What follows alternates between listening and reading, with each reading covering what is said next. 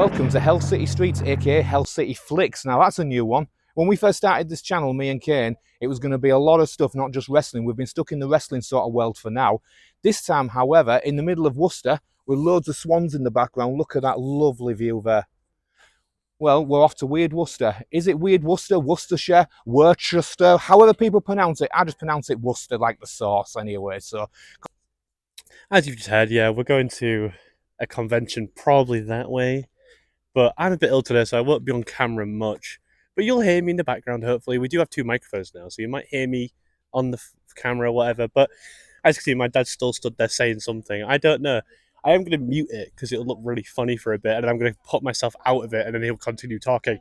Of course, we're from Hull, a bit further up the country. So either way, we're going to a convention, going to be meeting a lot of Italian guys, a lot of British actors from years and years ago, talking to a few people from the UK film industry. Hopefully, if they're not too busy, we'll do whatever we can.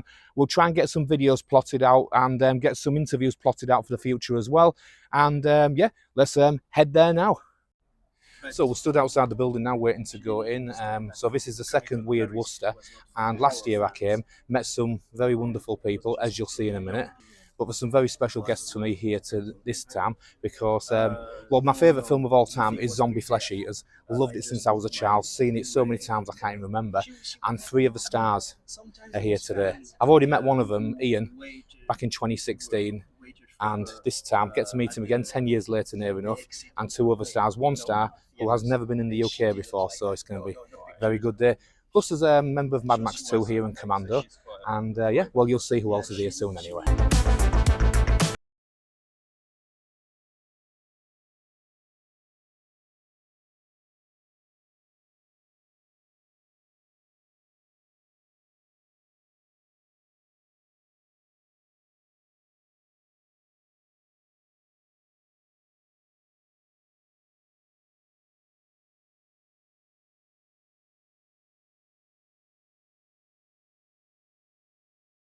So, we've been in a long queue waiting for the star of many Italian horror movies, which he's very proud of, he always has been, but also the star of a TV series from when I was younger.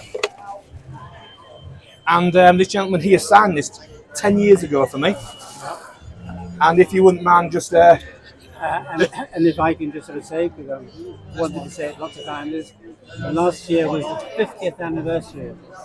And the BBC couldn't be bothered to acknowledge the fact that it was his 50th birthday. Oh. And it's this had 10 million people watching it a week, and they still didn't think it worthy of being repeated in any shape or form, which I think is pretty disgusting. Anyway, thanks BBC. Thank you. And worth noting as well, the remake series disappeared after 2 seasons, unlike the original. But thank goodness for Big Finish drama. Big Finish kept it going a little bit with you, didn't they? So. Some of the Big Finish episodes are just as strong, if not sort of stronger, darker, bleaker. And it's full of fantastic young people. I mean, I'm not very good at doing radio, and they are sensationally good. Oh, excellent. So we are here now with Darren Ward, the godfather of gangster gore in the UK. Yes, and I've also been in one of his films in a little tiny bit part as well, in Beyond Fury. Always check it out. Check out all his movies. So, how are you finding the convention today, Fez? Oh, look, and they're all in this box set as well. There you go. This is it. 8-film box set. Come on. If you haven't got one, get one. Get it signed. But yeah, it's going great. Yeah, we're just sort of kind of, yeah, it was a little bit late getting to the table, but we're here, set up. A few people have been coming over, just chatting, a few stories getting told. So, yeah, it's been great. It's just nice to be here and be able to sort of like, you know, see the fans of your work come up, you know? Of course, obviously, we've got an interview coming up with Darren as well in the future, but I won't go through everything today because he's got a busy day. But what sort of projects are you working on at the moment? I've got 3 projects that I'm working on. I'm writing Rage and Fury at the moment. I've got a Giallo script called Lust that's ready to go. The last year I've been working on a film called, on a script, trying to get a film off the ground called Lottie. I've got a Hollywood casting director on board. It's greenlit for $3 million, which is 2.2 mil. At the moment, we're trying to secure a leading lady that brings us in a pre-sale of 1.5 mil, and then we're good to go. So at the moment, it is getting drip-fed around Hollywood. And whilst that's been going on, I've just written other movies, because I'm itching to get on and do another feature. After doing the short Passion, it kind of just really reignited the fire in my belly, really. Yeah, because Passion was like a change of direction for you. Instead Yeah. of a guns and gangster, you went something totally It's different. something I've always wanted to do, but I fell in love with heroic bloodshed back in the day, and then Sudden Fury come out of that, and then we had to just get that trilogy done. Yeah. But now that that's done, even though I'm writing the fourth part, I would love to do other stuff. I'd love to do Lust, which is will be a feature giallo. It's got all my trademarks. There's no holding back. It's got some great set pieces in it. But all of that needs money. And as an independent film director, it doesn't get any easier in the last 30 years it's making a long, movies. long journey for every movie. It is, and that is the hardest part. I'm ready to go. I've got the passion to, fill the room doing movies, but without the money, I just, and gone are the days when you kind of want to self-fund, and stuff like that. That's been done to death, It's just like, come on. There's so many Someone people give me a bloody big check. You know what I mean? Because you're going to get an awesome movie out of it. I can guarantee that. So I always try, when I'm doing movies, as you were down on Beyond Fury, you're working with limited budgets, but you want what's on the screen to look 10 times what you've actually got. And I think with Beyond Fury, we actually nailed that with that shooting it in 2.5K, with the 70s prime lenses. It really pops. And also the other thing was now that I'm finding, because these films are so bloody violent, I'm writing the next part. It's like, what do I put in it? Where do I go? The danger is with movies, if you go so far, it becomes camp and sort of like tongue in cheek in the end. Yeah. So we're going to go back to the Sudden Fury way of the violence. We're going to go a little bit more OTT, a little bit. Are you going to go as dark as Day of Violence? Because that was really It's going to be the darkest one, the most violent one. There's going to be hardly any dialogue in it. It's just Walker gets brought back. He's not really dead. He's only given a little jab that puts the heartbeat under the radar. He's needed for another mission. So it starts off the same night as Beyond Fury finishes. Old Mr. Smith will come down, jab him, bring him round. He's got some experimental military drug in him called E88, which roids him up. He's got 12 hours to get across this town by going to set piece to rescue someone. And it's the darkest one ever, man. It's the darkest one ever. Big question, maybe it might be a spoiler, but obviously in all your movies you always get like an Italian cult. Yeah, no, that's fine. 1 second. No, that's fine. Don't worry. I love the natural side of it. It's brilliant. At a convention, it's going to happen. So you always get like an Italian star, or like a British star, obviously. But are there anybody you're thinking of getting this time? Anybody you like to? Yeah, I've got Silvia Colatina will be in Lottie, and maybe possibly some of the others. You're thinking of Ian?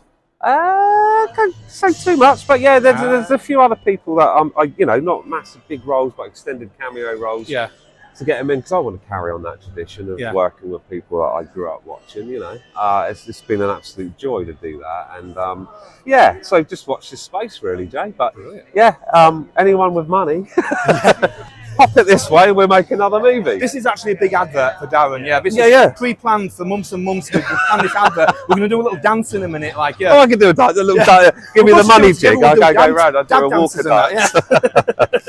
But anyway, no, it's been great talking to you. And like I said, pretty soon on the channel we'll do a proper interview and that. But, love it. And meanwhile, I'm going to buy one of these and get him to sign it, because Inval was in one of his movies. I'm a big fan. I'm a big fan of movies in general. It's just got to happen, because I'm what we say in wrestling, a complete mark. So we've been to a few people. We went to Camille Keaton of I Spit on Your Grave. Unfortunately, we was trying to get like a quick, talk with her, but she was a little bit unsure, which is all good, She said maybe come back later on, we'll talk to her. Talked about her film, Cry for the Bad Man. I think that's a wonderful film, very underrated. She was just so shocked that somebody actually mentioned it. Apparently, I'm the first person to ever come to her table anywhere and mention that film, and she's so proud of it. If you get a chance, watch it. It's way better than I Spit on Your Grave. It's a lot stronger film, more powerful, a lot more emotion. But either way, I'm happy with my autograph, and I got a selfie with her, which will appear any minute now. So, look, onwards we go.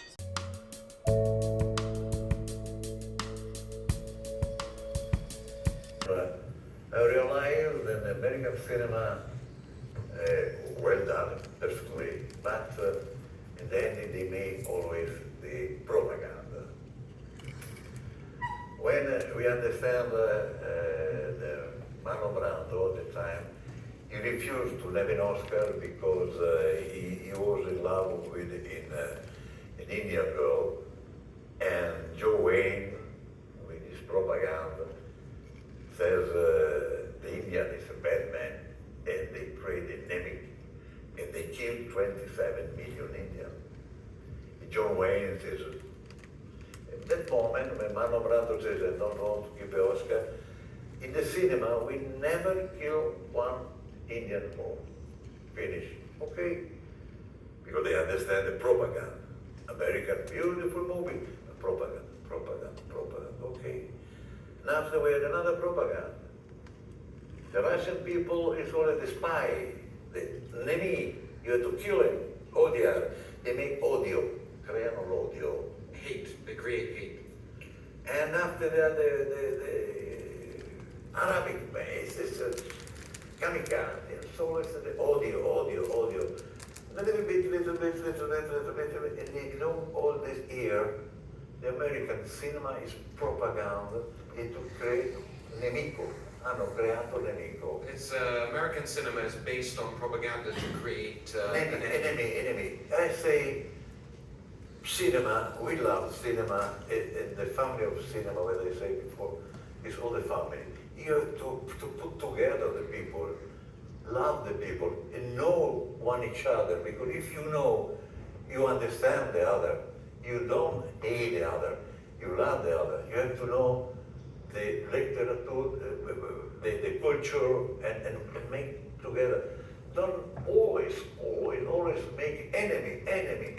Finish now, my God damn it. So we were out because normally for our Italian, the Western were with they thought orchestra, no? It's not even so. Okay. So we go down in the end, and there is a good show. The first impression I had, because I was tall, not so tall, but Lucio was less tall than me, and he had I can't forget the director with his pipe. How nice to meet you guys. I'd be just staring. What can I do? What can I do? Mel wanders over and he puts his arm around my shoulder. He goes, "What's wrong, sport?" I said, "I'm lost, Mel. I have no idea what to do." And he said, "Oh, so let me give you a word of advice." I said, "Yeah." He went, "Just a bloody movie," and walked away. And it's truthfully the greatest advice I've ever had in my life. I was taking it way too seriously. Right, so this is my end of the video. Kane's going to do his own tomorrow because he's really tired, as you can see. He's sick of it. So we've been all over the place as well. We're sunburned as well. It's been quite a hot couple of days. So yeah, so my opinion of the HorrorCon, the Weird Worcester, was absolutely fantastic. Really enjoyed it. Didn't get to see everybody I wanted to see. Bit of a shame that, but you know, these things happen. Had a good, got a good few photos of people, which will flash up through the video, or I'll do it at the end, or however we're going to do it. You know, I'll probably write up something for Seven. So Seven Cinema, Canadian website. The link is in the description, and yeah, we'll probably be concentrating a lot more on horror for Hell City Streets. Reason being, we've got four UK directors, horror and action and cult movie directors, agreeing to be interviewed. You know, throughout the next few weeks or months or whatever. We'll spread it out nicely. Obviously, we've still got to do the wrestling stuff. But yeah, Weird Worcester's excellent thing. It's cultist only. No really big major film names come. I'd say Vernon Wells from Mad Max 2, Commando, etc., King of the Ants and all that. He was probably the biggest name there, along with a couple of the guys from Bloodsport and Death Warrant, the Van Damme movies. Yeah, they're probably more recognisable ones. But yeah, Camille Keaton, you know, lovely lady. Shame we didn't get an interview with her, as you saw earlier, but happy with that. So, you know, it's all good.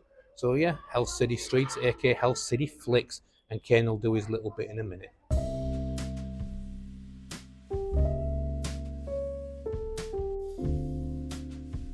But yeah, wonderful swans.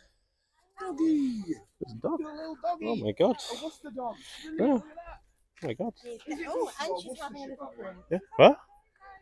Ladies, Uh, I won't film you, don't worry, we're yeah. just doing a YouTube thing, but is it Worcester or Worcester? Yeah. How do you... Worcester. I had Worcester. it Oh, right, like the actually, salt. perfect. Yeah, Thank you yeah. very much.